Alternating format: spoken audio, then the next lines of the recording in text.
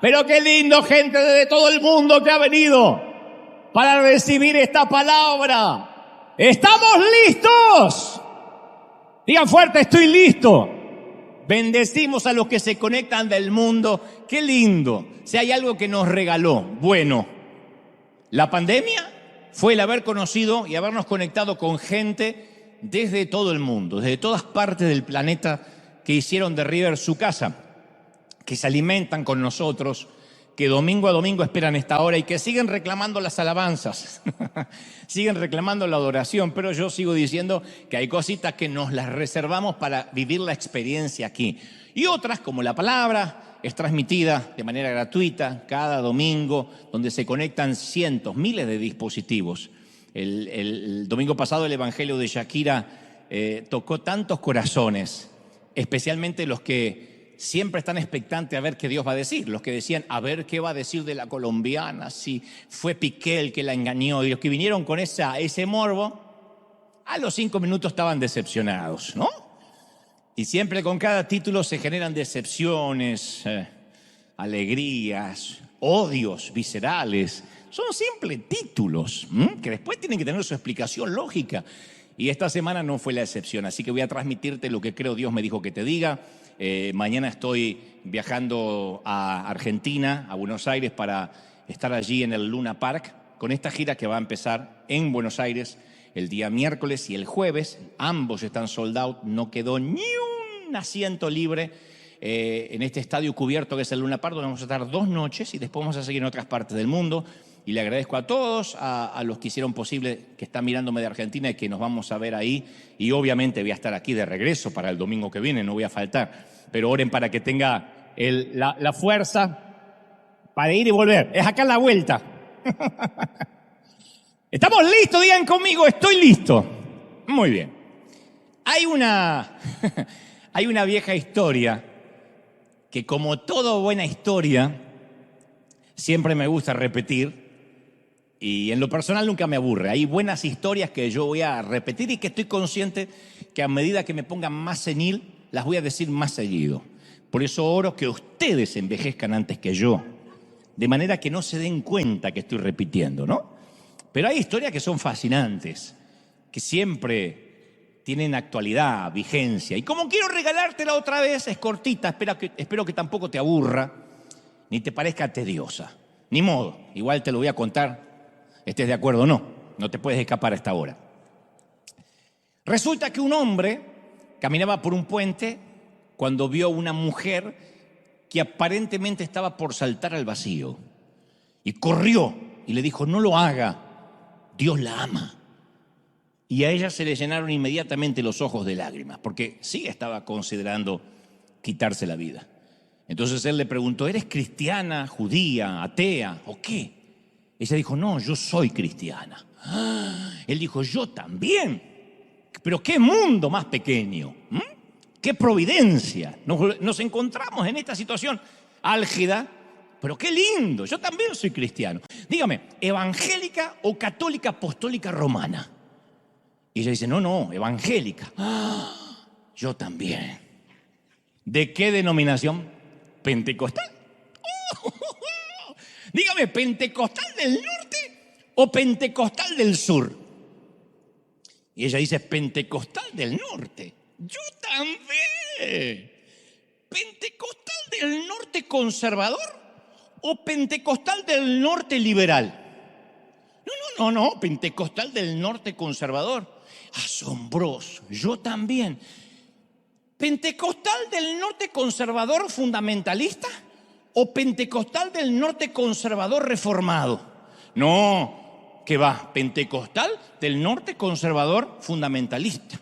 Asombroso, yo también. Pentecostal del norte conservador fundamentalista de la región de las Asambleas de Dios de Oberá Misiones, o pentecostal del norte conservador fundamentalista de las Asambleas Cristianas de los Italianos. No, pentecostal del norte conservador fundamentalista de la región de las Asambleas de Dios de Oberá Misiones.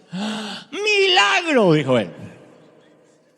Pentecostal del norte conservador fundamentalista de la región de las Asambleas de Dios de Oberá Misiones que usan la Reina Valera versión 1960? ¿O pentecostal del norte conservador fundamentalista de la región de las Asambleas de Dios de Oberá Misiones que usan la Biblia de las Américas? Y ella dice, pentecostal del norte conservador fundamentalista de la región de las Asambleas de Dios de Oberá Misiones que usamos la Biblia de las Américas. Y él le dijo, ¿segura? ¿Usan la apócrifa versión de las Américas y no la verdadera Reina Valera 1960? Sí, mereces morir, apóstata. Y la empujó.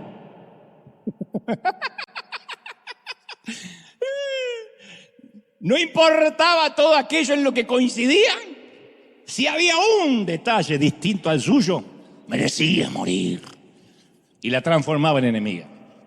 Y la historia siempre me lleva a pensar en que los que casi nacimos en un hogar cristiano, aprendimos desde muy niños qué era lo que le agradaba a Dios y qué era lo que no le agradaba a Dios. Cuando yo era chiquito me decían que Dios detestaba las malas calificaciones en matemáticas y que Dios se entristecía mucho de manera que daba vuelta a su rostro en su trono si me olvidaba del regalo del Día de las Madres. Y luego fui a la secundaria, al high school, y descubrimos que los intereses de Dios se expandieron un poco más. Ahora estaba obsesionado con el sexo, con las malas compañías, con las drogas. Iban cambiando los requisitos de admisión para agradarle a Dios. Y esto es en gran parte porque damos por sentado que aquellas figuras de autoridad que están sobre nosotros fueron puestas por Dios. Entonces, lo que ellos dicen, creemos que es lo que Dios piensa. Lo que nos dice mamá y papá cuando somos chiquitos y crecimos y nos desarrollamos en un hogar cristiano, interpretamos qué es lo que Dios quiere. ¿Qué dice Dios? Y bueno, lo que papá dice que dice. ¿Qué es lo que quiere Dios después? Lo que nuestro pastor en la infancia nos predica. Porque pensamos, si ellos fueron puestos por Dios, lo que a ellos les gusta o a lo que a ellos les disgusta por carácter transitivo, ¿también le gusta o le disgusta a Dios? La ecuación es simple. Entonces, dependiendo de nuestra edad y de las temporadas que nos toque vivir, recibimos diferentes mensajes sobre cómo debe comportarse y cómo debe lucir una persona santa. A eso se le suma la cultura de cada país. A eso se le suma el entorno de cada hogar. Porque es más fácil decir, no hagas esto porque a Dios no le agrada, como echándole la culpa a Dios de lo que a lo mejor a mí no me agrada. Yo siempre menciono que en mi infancia tuve un pastor que ya era anciano cuando yo era chico y empezó a envejecer, lo cual no está mal porque todos vamos para ahí, pero él cometía el error de pensar que Dios envejecía con él. Entonces sus gustos pasaron a ser los gustos de Dios. Lo que a él no le gustaba, como por ejemplo la guitarra eléctrica o la batería, pasaron a ser los instrumentos del demonio, porque a él les disgustaba. Y empezó a decir lo que le gustaría que Dios dijese, no lo que Dios estaba diciendo. Por eso resulta inevitable suponer que la aceptación de Dios se basa en nuestro comportamiento, en lo que hacemos o en lo que no hacemos. Desde chiquitos, desde jóvenes. Si yo no hago tal cosa, Dios va a estar feliz. Pero si cruzo la línea, Dios se va a enfurecer. La mayoría de los pecados que nos enseñaron son los de comisión, no los de omisión. No importa si hacemos o no hacemos algo, sino lo que no hay que hacer. Entonces, en realidad, quien se enfurecía en nuestro tiempo, capaz que era nuestra madre, nuestros maestros, nuestro pastor, pero Dios cargaba con la mala reputación. Decía, esto no le agrada a Dios, y nosotros le creíamos. Y muchas de nuestras creencias, de nuestro sistema de creencias, de lo que le agrada a Dios y de lo que no le agrada a Dios, a veces es producto simplemente de las mentes de quienes nos formaron, que no está mal. Pero a veces uno tiene que hacer un análisis y decir, a ver, ¿por qué yo sigo repitiendo esta historia? Si a lo mejor no tiene sentido, pero la iglesia está llena de cosas que hacemos sin preguntarnos por qué las hacemos. Y cuando aprendemos cómo hacerlas y olvidamos el por qué, lo más posible es que estemos transitando los rieles de la tradición. Esta otra historia también te la conté muchas veces, de aquel muchacho que se casa y nota que su esposa, jovencita, hace una pizza y luego le corta las puntas y deja una pisita cuadrada así y la mete en el horno y lo demás lo tira. Y dice, ¿estás loca? Y le dice, ¿por qué haces eso? Tiraste un montón de pizza. Y ella le dice, bueno, mamá lo hacía así. Entonces un buen día que se encuentra con la suegra, le dice, suegra, le quiero preguntar ¿de dónde su hija saca esa idea de cortar los pedazos de pizza? Y la madre que estaba haciendo pizza dice, ah, sí, yo también hago lo mismo. Pac, pac, le corta las 4 puntas y la tira y le pone en el horno. ¿Y por qué usted lo hace? No sé, mi mamá lo hacía. Y como la abuela todavía vivía, le pregunta a la abuela. Y le dice, abuela, su hija y su nieta cortan la pizza, la dejan chiquitita y la meten en el horno. ¿Por qué dicen que lo aprendieron de usted? Ella dice, yo no tengo idea por qué ellas lo hacen. Yo lo hacía porque tenía el horno chico.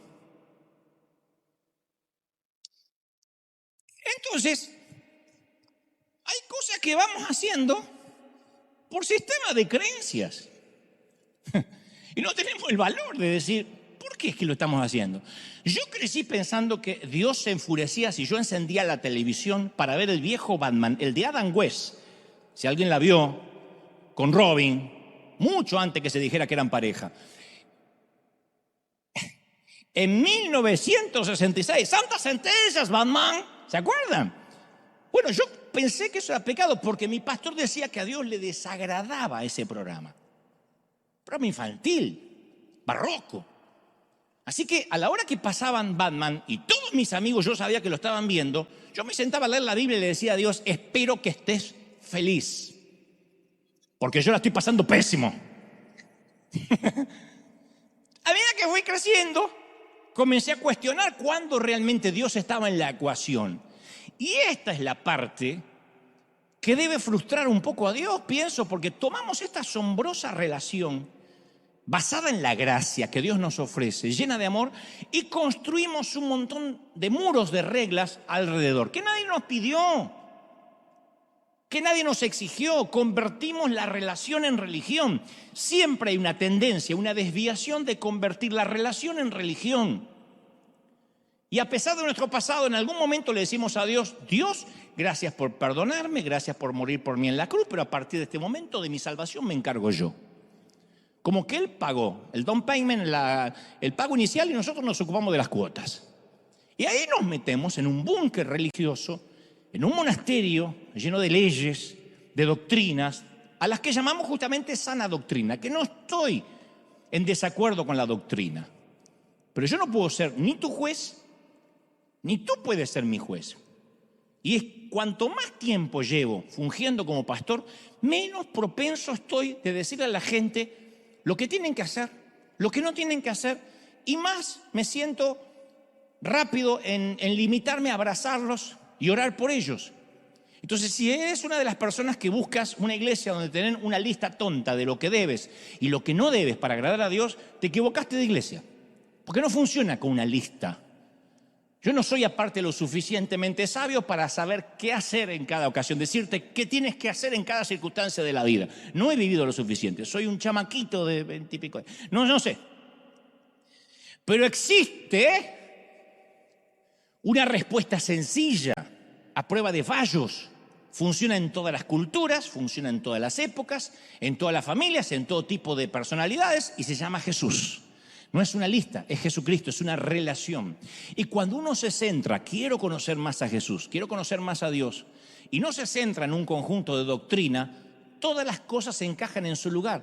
Ya no hay que hacer esfuerzo para ser santo. La santidad es inherente. El fruto del Espíritu se te pega, por la relación se te pega a agradar a Dios. Vas a querer hacerlo. ¿Están conmigo, sí o no? ¿Por qué? Porque las doctrinas tratan la conducta, pero no el corazón. Las doctrinas no tratan el carácter. Y con los años yo me fui dando cuenta que mis marcos de referencia se reducían a los mandatos de mis figuras de autoridad.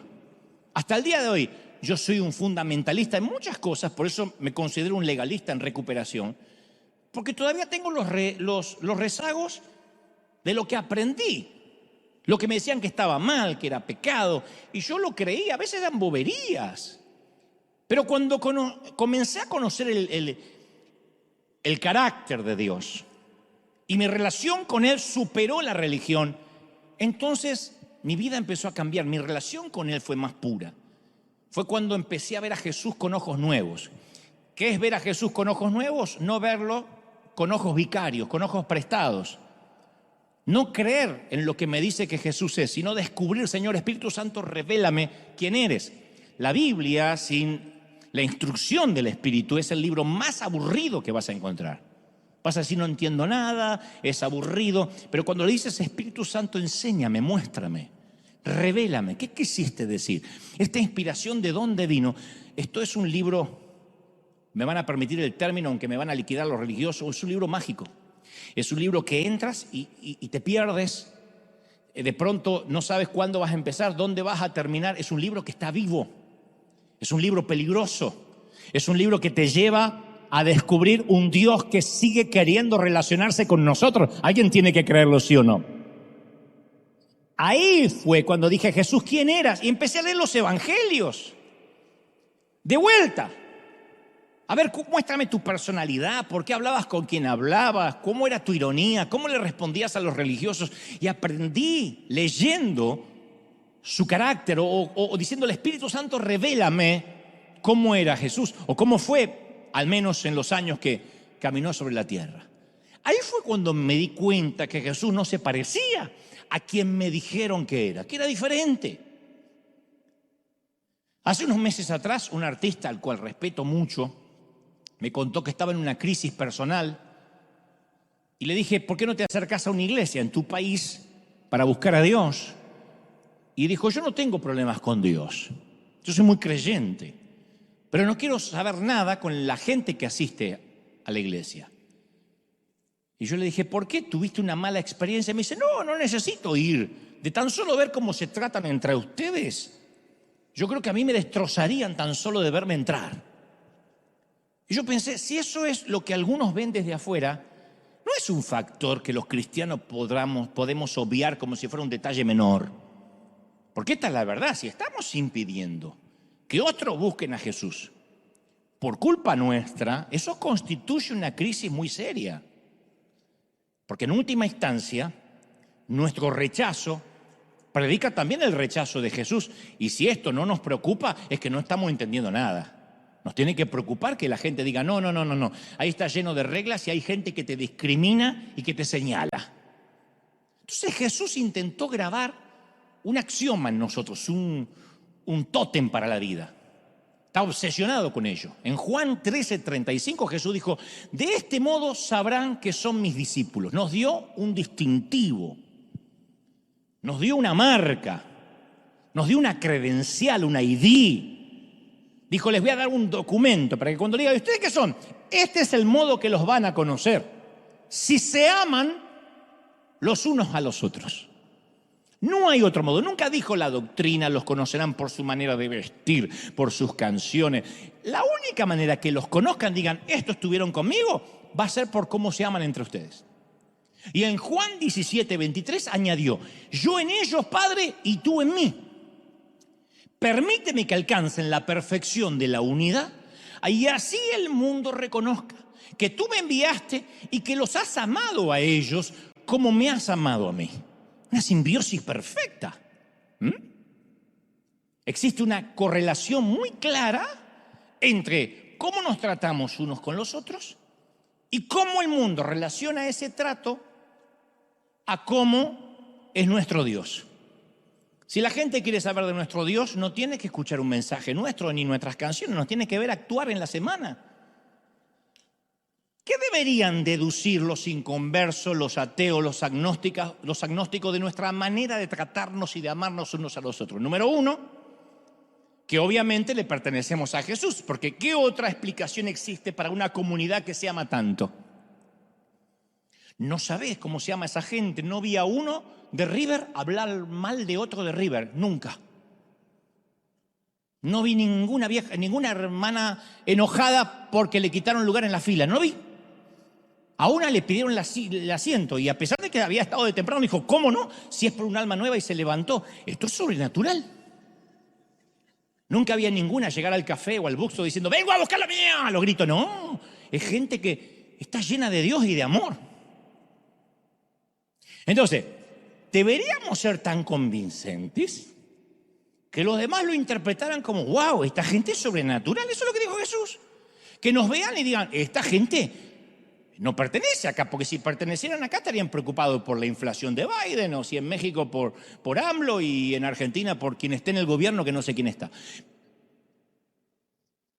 No, que tengo que ir esta semana, sí sé quién está, pero a veces uno duda.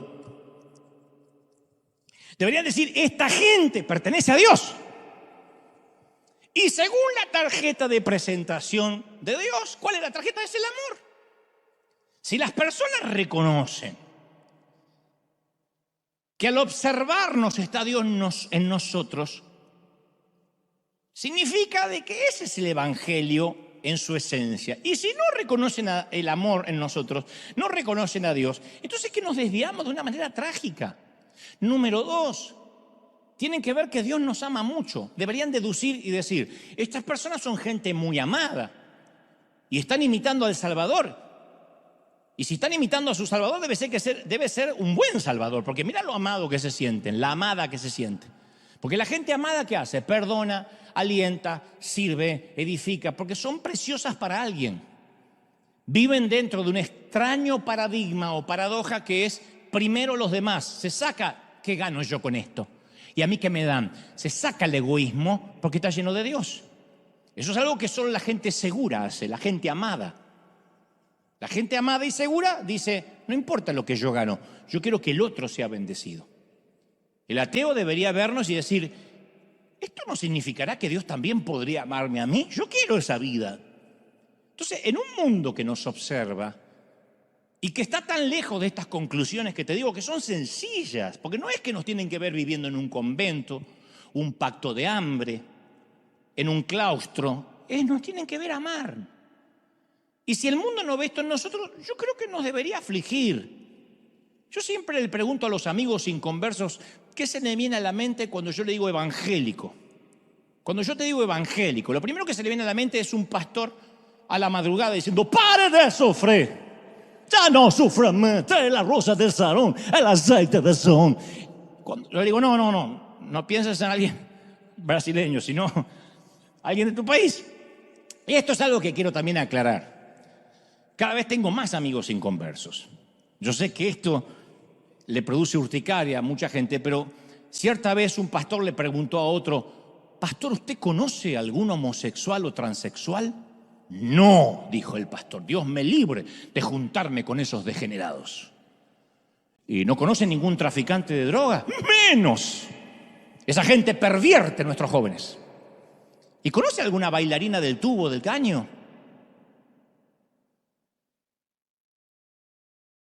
No del tubo horizontal, esas son las que hacen ballet, del tubo vertical. Mira cómo conoce el hermanito, ¿eh? De esos clubes para adultos. Y el otro dice, pastor, usted me está ofendiendo. No sé a qué apunta con esto. ¿Cuándo fue la última vez, sigue el otro, que le habló con una prostituta? Pastor, usted está intentando acusarme de algo, soy un hombre de Dios. Y no tengo comunión con ese tipo de gentuza. Y el otro le dijo, me lo imaginaba, por eso su iglesia nunca crece. Ni va a crecer, porque el pastor tenía muchos amigos, gente que compartía sus valores y que iban en la misma dirección moral que él. Y según la definición de Jesús, todas aquellas personas por las cuales este pastor se preocupaba entraban en la categoría de sanos. Los sanos no tienen necesidad del médico. Y cuanto más años tenemos en la iglesia, más cómodos nos sentimos con los que son como nosotros y más lejos de los que se suponen que son enfermos. Entonces lo primero que nos metemos en la cabeza, no me junto más, la luz no tiene comunión con las tinieblas. Y a partir de ahí no predicamos más, tenemos la excusa perfecta para no amar, para no involucrarnos, para no ensuciarnos las manos con las almas de la gente. Por eso decimos que en River abrimos nuestro corazón a las personas cuya vida es moralmente distinta a la nuestra. No para compadecernos de ellas, no para reprenderlas, no para convertirlas en un proyecto evangelístico o en un trofeo de nuestra evangelización, sino a priori, en primera instancia, para amarlas, para abrazarlas y decirle, aquí te vas a encontrar con gracia. Lo demás lo hace el Espíritu Santo y Dios. Entonces, volviendo al tema de mis amigos inconversos, me dicen, para mí, el evangélico promedio, y me permite hablar a mí porque yo estoy dentro, porque yo crecí en la iglesia. Y eso me asigna autoridad. Yo no estoy hablando de afuera. Yo nací casi en la banca de una iglesia. Entonces yo quiero preguntar cómo nos ven. Y me suelen decir, mira, para mí un evangélico es alguien atrincherado en su manera arcaica de pensar, siempre enemigo del aborto, de los homosexuales, furioso, violento, ilógico, constructor de grietas. Y si no piensas como él, eres su enemigo o te condena. Entonces a veces queremos nosotros convertir a todo el mundo y por lo general no podemos ni convivir pacíficamente con nadie que no crea lo que nosotros creemos. Y mientras más nos llenamos la boca, y esto es una autocrítica, de tolerar la diversidad, más descalificamos y condenamos al que piensa distinto. Pasa entre pastores, imagínate con el resto del mundo. Es muy raro que veas a un cura hablando mal de otro cura. Es muy raro que un cura hable mal de un cardenal, o el cardenal del obispo del papa. De alguna manera hay un respeto por el clero o por la autoridad que ellos consideran ha sido puesta en ese hombre.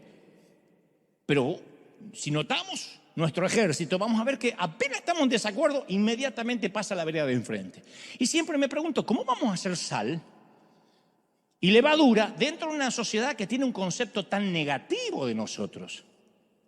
Y esa tendencia a excluir al que piensa distinto, entre los dirigentes religiosos de Jesús, consideraban que era una gran virtud. Pensaron, vamos a excluir al que piensa distinto y Jesús nos va a aplaudir. Pero para Jesús constituyó un gran pecado.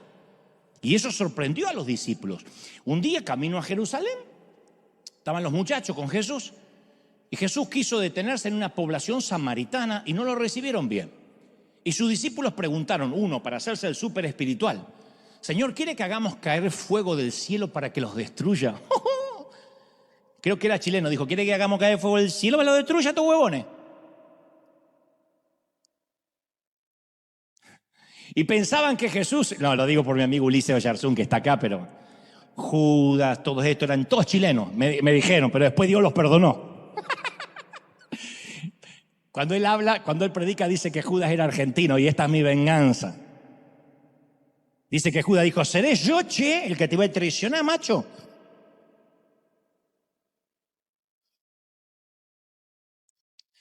¿Quiere que hagamos descender fuego del cielo? Y pensaron, esta propuesta le va a encantar a Jesús. Va a decir, qué santo que son esos tipos.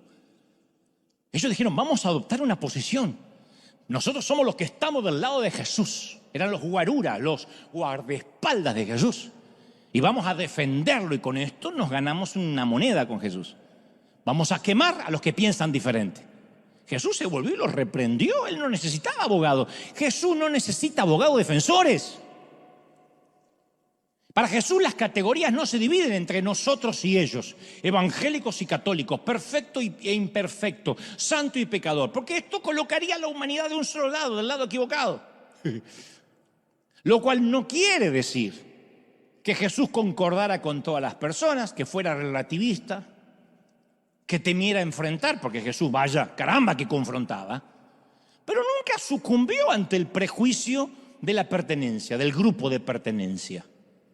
Y continuamente comunicaba su propósito que deberían pasar al otro lado, predicar el evangelio a toda criatura. Los que ellos querían poner del lado diferente, Jesús los metía en su círculo. Entonces, a veces los que venimos a la iglesia por años malinterpretamos esto.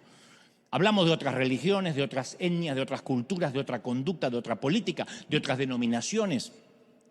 Y nos permitimos cualquier licencia, que no es otra cosa que murmuración disfrazada de la palabra celo santo, con el fin de condenar a que se vaya al infierno al que no piensa como nosotros. Por eso cuando uno va a ver a Jesús con ojos nuevos, se lleva unas sorpresas. ¡Oh! Ve unas cosas que realmente incomodan nuestro sistema de creencias. Por eso el legalismo es tan popular, porque es un evangelio más predecible. El legalismo siempre es un territorio más claro. Tú vienes aquí los domingos y yo te digo cómo se tienen que vestir las mujeres, ¿ok? Y así Dios se va a agradar. Punto, se terminó el evangelio. Entonces andan unas mujeres con la falda larga acá, que le hacen juego con la lengua, pero nadie mira en su interior, sino el exterior. Pero funciona así, dame una regla por día. Pastor, dame una regla por día. Dime que a Dios no le agrada Batman y yo no voy a ver Batman o no voy a ver Los Simpsons y así sabré que por no ver Los Simpsons yo agradé a Dios. ¿De verdad? No, es que si puedo marcar los límites voy a estar tranquilo en cuanto a mi estatus evangélico. Ese estatus que siento la obligación que tengo que defender y de lo único que estoy seguro, de que soy evangélico y que odio el aborto. No. El camino más fácil siempre es marcar reglas. Hasta para mí es sencillo predicar un sermón legalista. Porque así yo logro que la mayoría que está acá tenga culpa y pase el altar llorando. Empiezo a decir, aquellos que tuvieron pensamientos promiscuos de sexo esta semana, aquellos que miraron pornografía, aquellos que se masturbaron, aquellos que miraron el trasero ajeno, no queda uno sentado en la silla. Queda el hipócrita que miente, ¿no? Entonces la culpa se genera rápido, la convicción de pecado no. La convicción de pecado la produce el Espíritu Santo. No quiero ofender a mi Dios, no quiero lastimar a mi Señor. Pero ¿qué hace la regla? Confirma los que están fuera y los que estamos dentro. Y confirma la teoría de que hay gente fuera. Y es un truco barato, desde luego, pero eficaz. Si yo puedo criticar tus creencias, tus interpretaciones, tus tradiciones y doctrinas, yo aseguro mi estima.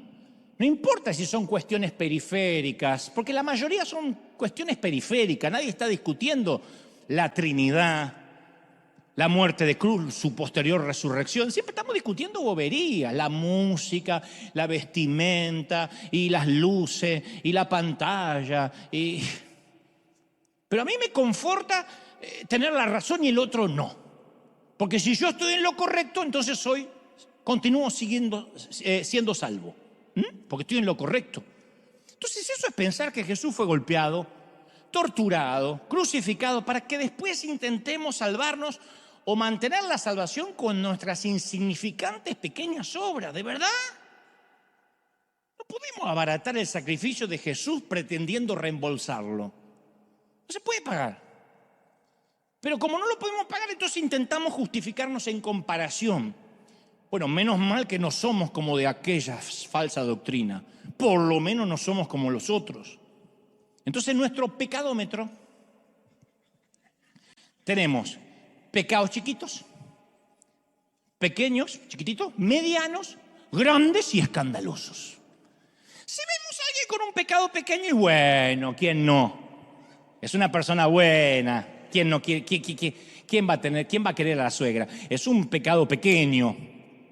Está cerca de Jesús, por lo menos.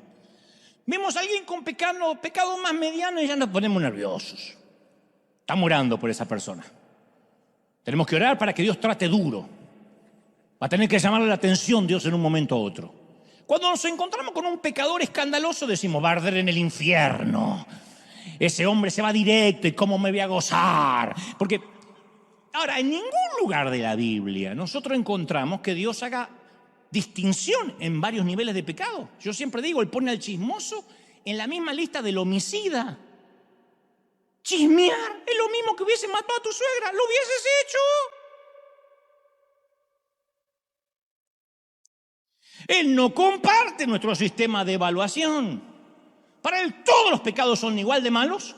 Y todos los pecadores merecen el mismo amor y el mismo perdón. Todos los pecadores, chiquitos, medianos y grandes. ¿Sí o no? Ahora, es evidente que cada pecado tiene sus diferentes consecuencias. Por algunos te pueden meter hasta en la cárcel, otros te pueden romper la cara, otros no se van a notar. Pero el Señor llama pecado. Al pecado es pecado independientemente de las consecuencias legales o naturales que puedas tener. Por eso tenemos que tomar conciencia que dentro de nosotros siempre hay un fariseo intentando salir. Tan pronto vencemos una debilidad, nos ponemos en la vereda de enfrente de esa debilidad y somos el mayor crítico de quien tenga esa misma debilidad todavía que nosotros acabamos de vencer hace poco. A un ex chismoso, el que más bronca le da es el chismoso. A un ex indocumentado hispano, el que más bronca le da es un indocumentado. Trabaja en la migra.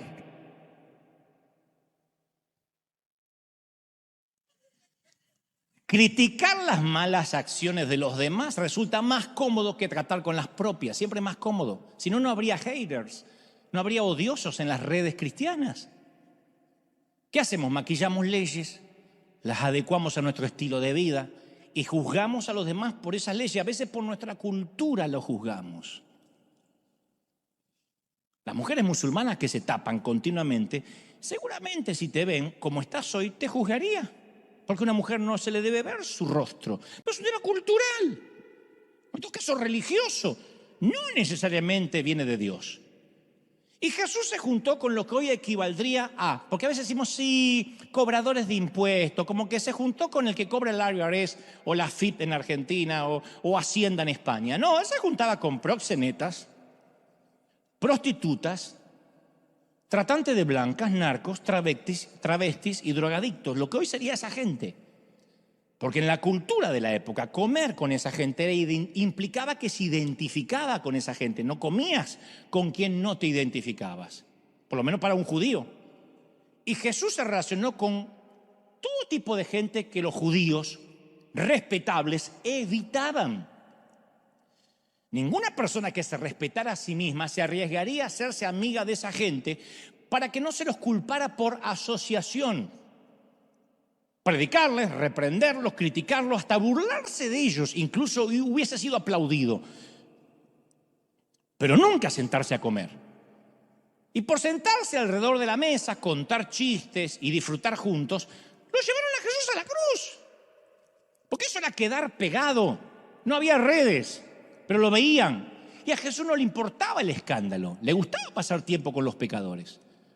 Pasó gran parte de su tiempo juntándose con la chusma, con gente rota. Hablaba, comía, lloraba con ellos, los escuchaba y los servía. Cuando yo digo esto, no falta quien dice, sí, pero no se levantaban de la mesa igual. ¿Quién dijo? ¿En dónde hay registro que necesariamente quien comía con él se levantaba con la chiripiorca? ¿Quién? Él dijo, los sanos no tienen necesidad de médico, declaró Jesús, los enfermos sí. Y se rebajaba el nivel de ellos porque ellos nunca iban a poder subir al nivel de él. Y no se dedicaba a demostrar cuán santo él era, cuán santo él era. No demostraba lo bueno que él era, solo les ofrecía esperanza. Jesús sigue siendo ese, el amigo de las personas que están dispuestas a admitir que tienen problemas. No tienes que ser bueno para ser amigo de Jesús. Solo necesitas ser sincero, con un corazón contrito, auténtico y humillado. Y el Señor te ama y te sienta a su mesa. ¡Como te ama el Señor! La Biblia es clara, vamos a pecar. Yo sé que hay gente que odia que diga esto, pero vamos a pecar. Tarde o temprano la fuerza de voluntad, la educación, la sanísima doctrina no van a ser suficientes. Yo hace unos años invité a un pariente a cenar, a almorzar. Conté esta historia también. Él se jacta siempre de tener una doctrina impoluta, una doctrina más santa que la de Pablo, porque él la perfeccionó. ¡Oh! No anda en carro de fuego porque no quiere. Y él me decía, entendiste muy mal la gracia y lo que me lastima es que estás pervirtiendo a la gente que te oye, porque la gracia solo sirve para el perdón de pecados en la cruz. Después uno tiene, con sus obras, con su esfuerzo, con la doctrina, cuidarla. O sea, él agradece por la gracia cuando Jesús lo perdonó. Después se lo ganó. O sea, a mí no me tienes que regalar nada, yo me lo voy a ganar. Dice, porque yo cuido la santidad. De repente, mientras estamos hablando, Dios no me deja mentir. Yo veo que detrás de él viene una camarera con su pantalón muy ajustado. Yo veo que viene hacia aquí con una jarra de agua o de café. Y me di cuenta que como estaba él ubicado, yo iba a ver cómo la camarera venía, pero él iba a ver cómo la camarera se iba. ¿Se entendió la metáfora, no? Ustedes dirán, no me digas que la miró. No, le hizo radiografía, ecografía, tomografía y ecodoppler. Se perdió en lo que estaba diciendo. Dijo, no, yo la sana, ¿de qué estábamos hablando? Me dijo, se perdió.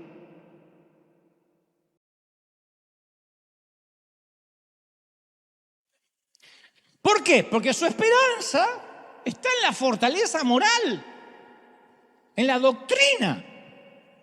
Él no estaba diciendo, yo no tengo la necesidad de ver. Él estaba aguantándose. Y quienes buscaban a Jesús como un salvador político también se sentían confundidos cuando él se sentaba con pecadores y a quienes elegía por compañeros, porque ellos también, como este pariente que yo te cuento, cuidaban su santidad a fuerza de tracción a sangre. A Jesús se lo conoció como amigo de los cobradores de impuestos, grupo que se identificaba con los explotadores extranjeros, con el gobierno de facto, no con los explotados. Censuró el sistema religioso de la época, pero trató con respeto a un líder como Nicodemo. Habló acerca de los peligros del dinero, pero se mostró con compasión con el joven rico. Habló muchas veces en contra de la violencia militar, pero halagó la fe del centurión romano. Jesús honró, en resumen, la dignidad de las personas, estuviera o no estuviera de acuerdo con ellos. Él no iba a fundar un reino sobre la raza, sobre el capitalismo, sobre el socialismo u otra clase social o divisiones de cualquier índole. Todos, incluso una mestiza con 5 maridos o un ladrón que moría en la cruz, eran bienvenidos a unirse a su reino. La persona era más importante que cualquier categoría o cualquier letra escarlata que colgara de su cuello. Jesús nunca creyó en las grietas ni en las denominaciones.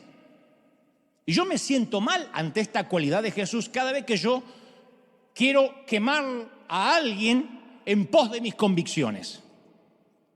Porque es muy fácil, no nos damos cuenta y enseguida estamos en la otra vereda gritándole al enemigo del otro lado de la grieta. Qué difícil, mis queridos, es recordar que el reino de Dios nos ordena, no nos sugiere, no nos recomienda, nos ordena a amar a la mujer que acaba de salir de una clínica de aborto. La tenemos que amar.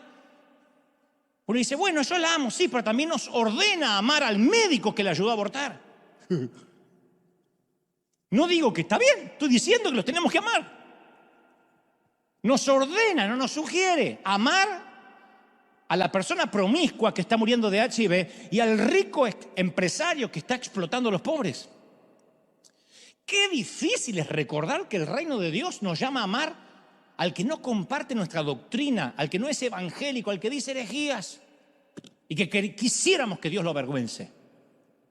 Si no podemos amar a esta gente, entonces nos tenemos que preguntar, ¿estamos entendiendo el evangelio?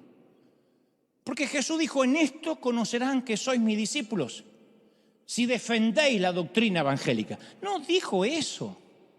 Dijo, si tuvieres amor uno con el otro. Lo dijo una noche antes de morir, la noche antes de morir. Entonces mi deseo es que veamos a los pecadores como Dios los ve. Mejor dicho, como Dios nos ve. Que cada vez señalemos menos con el dedo, ni intentemos salvar como si pudiéramos salvar a alguien. No podemos salvar a nadie. Sino que nos limitemos a amarla. No saben qué evangelismo maravilloso es amar. Amas a alguien y casi no tienes que predicarle, solito te empieza a preguntar. No creerá la cantidad de artistas que solitos dijeron, queremos ir a verte al Luna Park. Ni los invitamos. Pero ellos dicen, nunca me amaron así, nunca me abrazaron así, acá hay algo raro. O son narcos o esta gente debe tener un salvador que vale la pena conocer. Pero muchas veces solemos ser jueces. Vestimos nuestra toga, hacemos repiquetear el martillo, decimos, caso cerrado, ande con cuidado, respete para que lo respete y que Dios nos ampare. Y no escuchamos la historia de la gente. Y Dios ha redimido todas las personas a través de la historia de todas las culturas, de los países, de los poderes mundiales, de los sistemas, de las órdenes religiosas, corrientes, movimientos, corazones humanos, desde el principio de los tiempos. Hay caminos que escapan a nuestra comprensión. Él ha rescatado gente dentro y fuera de la iglesia, de las religiones dentro y fuera, de las tradiciones desde el origen de los tiempos. Yo te digo una cosa, en el cielo nos vamos a llevar una sorpresa. Una sorpresa, porque vamos a buscar los que creíamos que tenían el VIP comprado y no van a estar. Y nos vamos a encontrar con gente que va a decir, ¿cómo cuerno vino este acá? Pero Él obra en maneras misteriosas que no conocemos. Y eso nos escandaliza. Y está bien que nos escandalice, pero nos tiene que escandalizar cada vez menos.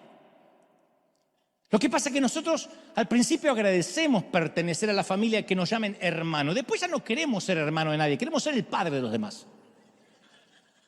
Y hablar en nombre de Dios. Nos encanta hablar en nombre del Padre, no queremos ser hermanos.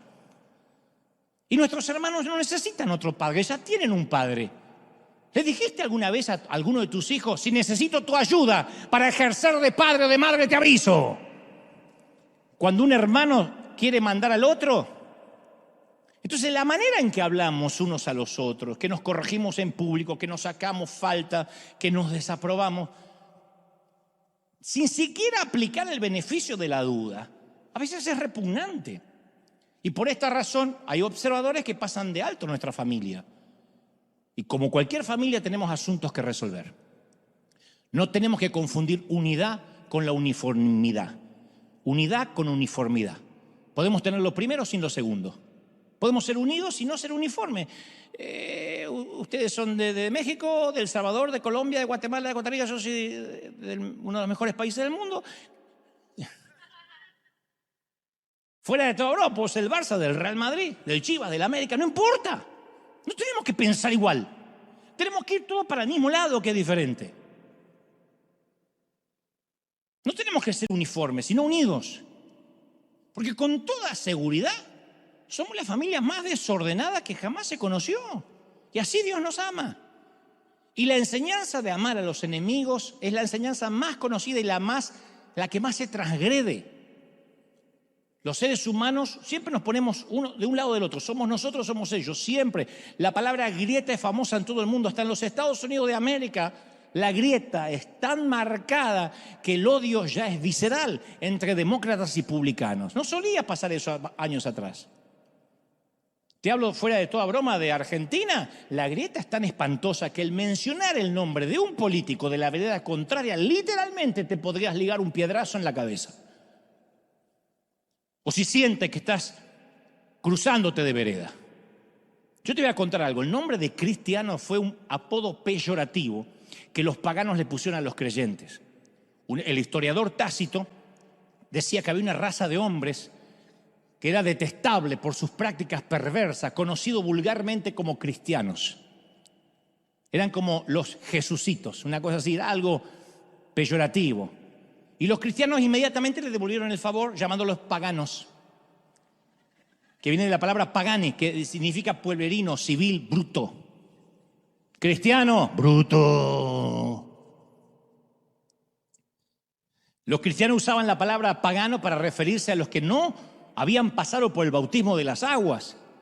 Y como si fuera poco, pasan los años y nosotros todavía nos enfrentamos por denominaciones. Somos el único ejército que remata a sus heridos, siempre. Cuando uno de nosotros cae de la gracia, nos peleamos, que en realidad nunca cae de la gracia, diría Juan Carlos Ortiz, cae en la gracia, pero sí cae en nuestra desgracia. Y nos peleamos para ver quién lo avergüenza y quién lo expone más.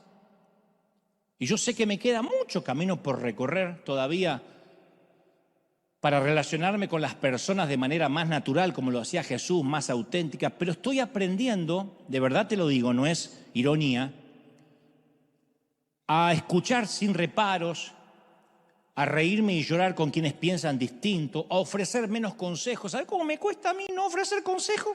Cuando estoy con un inconverso que me dice, bueno, a mí me va bien porque yo me até esta cintita roja y todos los días le pongo un cigarrillo al Buda.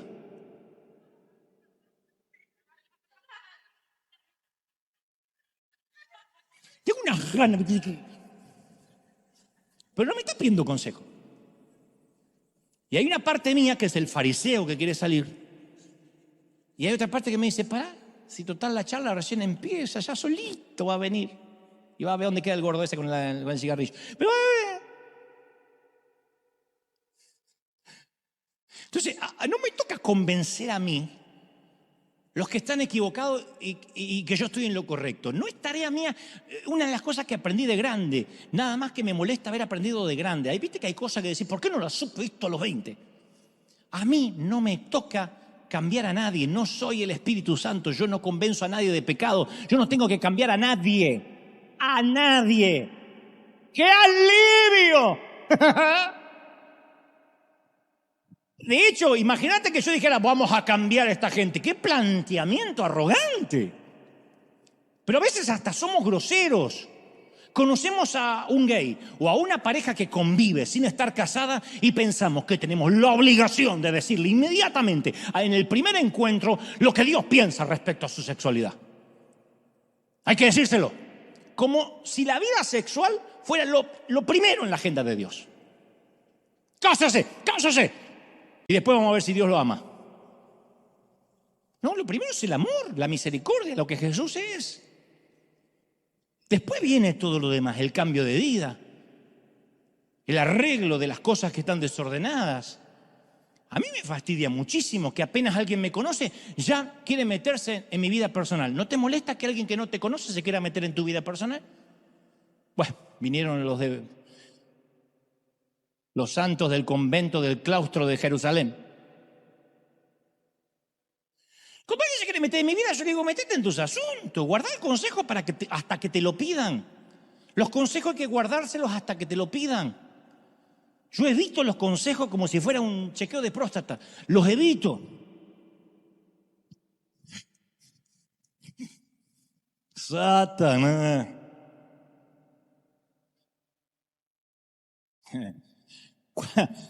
Cuando el pecado, si no estoy pidiendo consejo, cuando el pecado se vuelve más importante que el pecador, eso es una alarma en nuestra cabeza. Danger.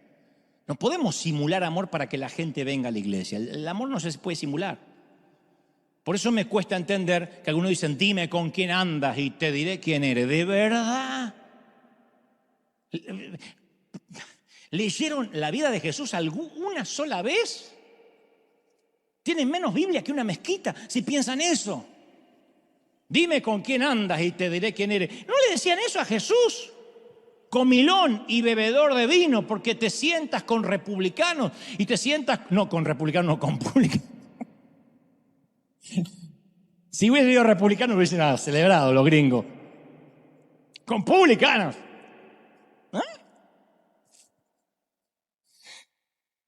Los huesos colorados habrían estado felices. ¡Esa! Estaba con Trump cenando el Señor. Y a veces a mí me critican no porque me saco una foto necesariamente con un delincuente, sino porque me la saco con alguien que se divorció.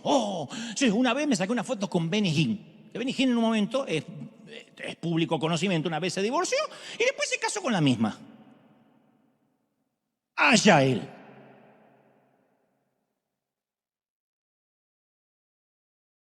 Pero parece que hubiese sacado con Satanás. Y nos olvidamos que el hombre escribió libros de bendición, que su libro Buenos días Espíritu Santo nos dejó llorando a unos cuantos. Ya no importa más nada. Si David se equivocó, del Salmo 51 para adelante hay que romper la Biblia. De verdad. Entonces a veces nos agarra urticaria. Ser buen cristiano no es tener la sana doctrina. Los fariseos tenían una doctrina impecable. Y Jesús redujo todo eso. En esto conocerán que sois mis discípulos, que os améis unos a los otros. Es el acto más subversivo que la iglesia puede tener. Mínimo entre nosotros para empezar, mínimo. Que nos defendamos codo a codo. Y no defendamos al perfecto, al que no se equivoca, defendamos al que viene lisiado del alma. Porque nuestros mejores esfuerzos por transformar la sociedad y la cultura no le va a enseñar nada al mundo. Lo que le va a enseñar al mundo es que nos amemos. Para amar al mundo tienen que ver nuestro ejemplo. Y Jesús nunca permitió que ninguna institución interfiriera con su amor por la gente. Y si mi activismo, por muy bien intencionado que esté, no incluye el amor, entonces no entendí el Evangelio de Jesús. ¿De verdad? Menos mal, ya agarramos a aquella pareja que convivió y la casamos, ya está. Gloria a Dios que ya le metimos un anillo, una alianza y... ¿Quién la casó? Un Elvis Presley en La Vega. Pero la casamos. Estoy atascado en la ley. y no el evangelio de la gracia. Y la señal distintiva no es la sana doctrina ni la superioridad moral, es el amor.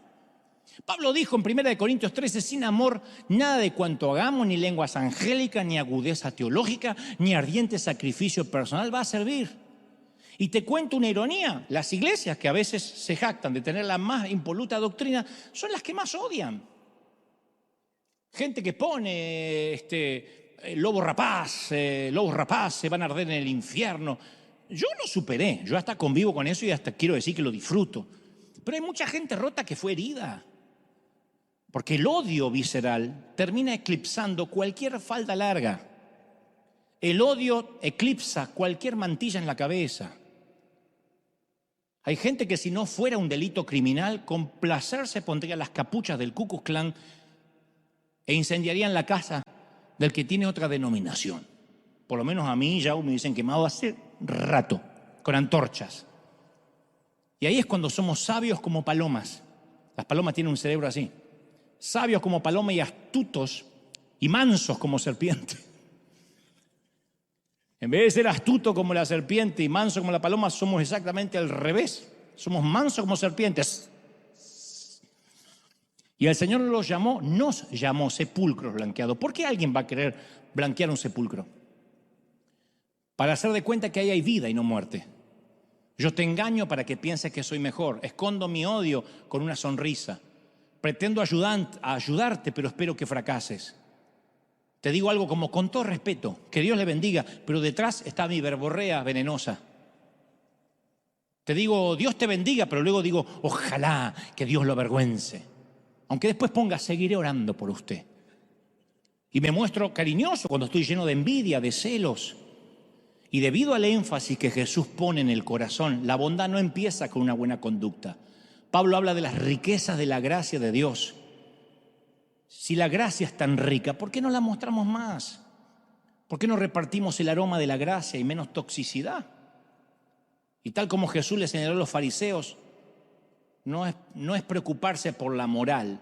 La moral es algo que se va alineando solo cuando uno ama a Dios. La doctrina apartada de la gracia resuelve poco. Estigmatizar a las madres solteras, perseguir a alguien que todavía ha estado atado a la pornografía, castigar a los que quebrantan la ley, no va a traer el reino a la tierra.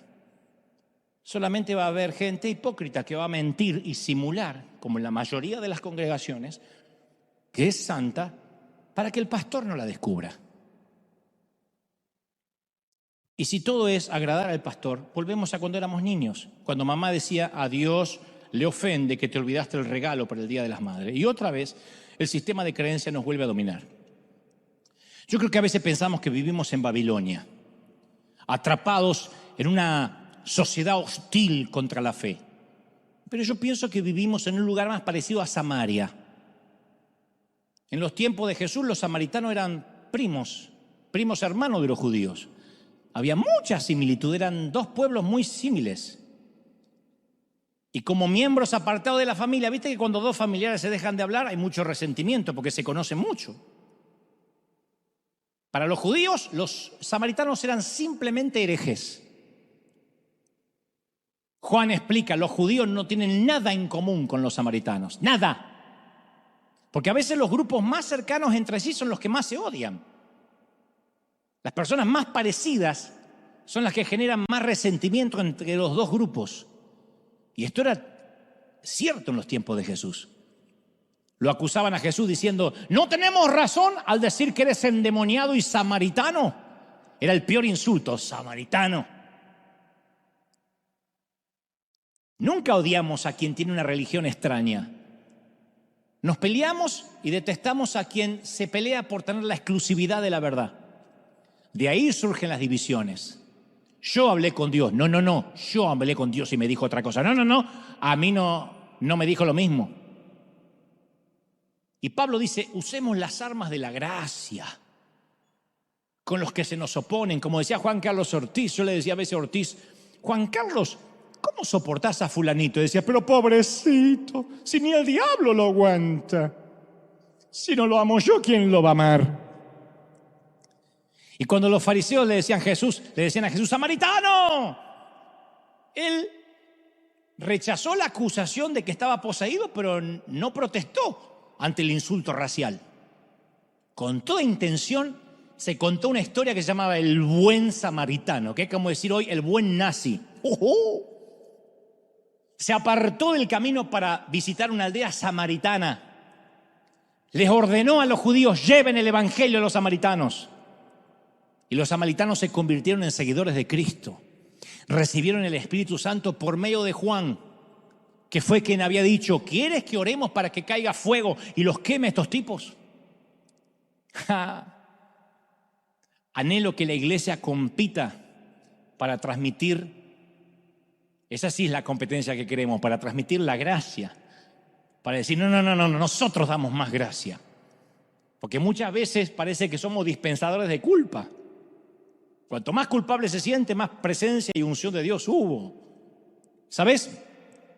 Muchos no están listos para esta conversación, y yo lo sé. Y también es un secreto que algunos quieren que no sepas. Dios no es demócrata, no es republicano. Dios no es republicano. En Argentina no es ni kirchnerista, ni macrista, ni peronista. No es católico, no es metodista. Dios no es bautista. No es luterano. Dios nunca fue presbiteriano, ni reformado, ni anglicano, ni adventista. Dios nunca fue pentecostal. Dios nunca perteneció a las asambleas ni a la cuadrangular. Dios dijo: ¿quieren identificarse conmigo? ¿Quieren que todo el mundo vea que son mis discípulos? Ámense los unos a los otros. Ese es mi rasgo. Y esto va a incomodar la teología de mucha gente.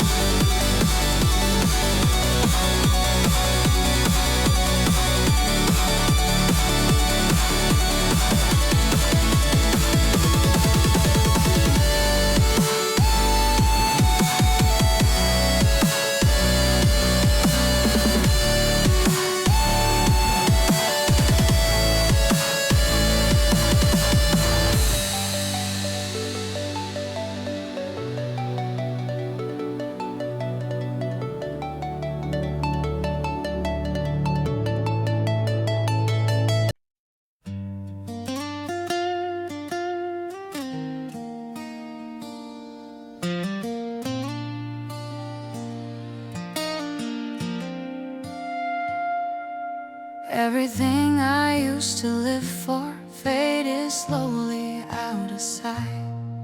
Now my days just circle around you like I'm lost without a light.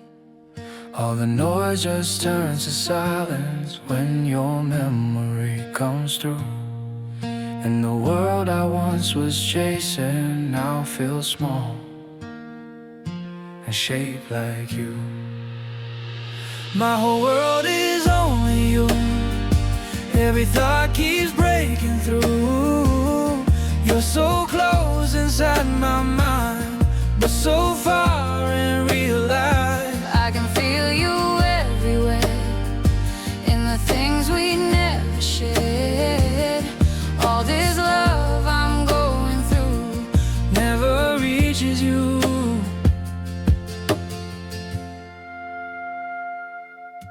Every image feels so real now, like you're standing next to me.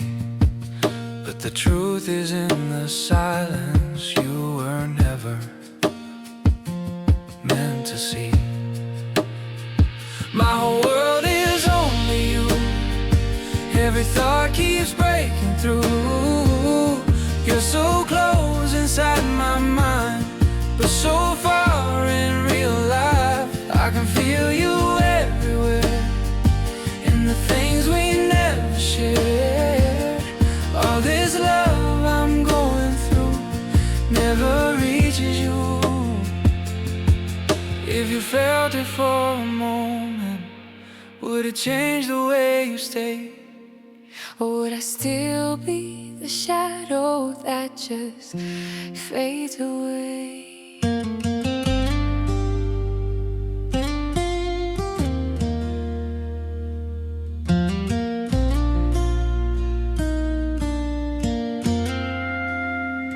My whole